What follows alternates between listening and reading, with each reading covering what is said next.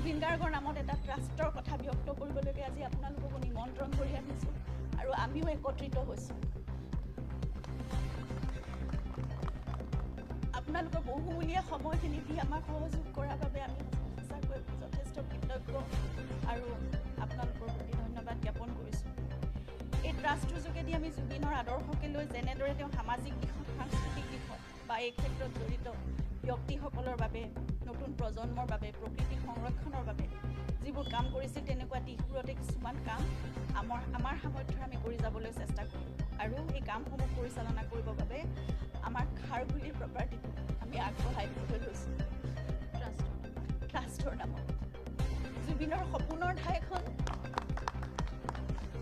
তেওঁৰ নামত হ'বলগীয়া সমাজৰ সংস্কৃতিৰ আৰু তেওঁৰ উপাস্য প্ৰকৃতিৰ বাবে ভাল কামত ব্যৱহাৰ হওক, নিয়োজিত হওক, আমি সেয়াই আশা কৰিছোঁ। আমি এতিয়া এই থকা ফ্লেটটোতে আমি থাকি যাম আগলৈ, কিন্তু খাৰঘুলিৰ সেই প্ৰপাৰ্টিটো য'ত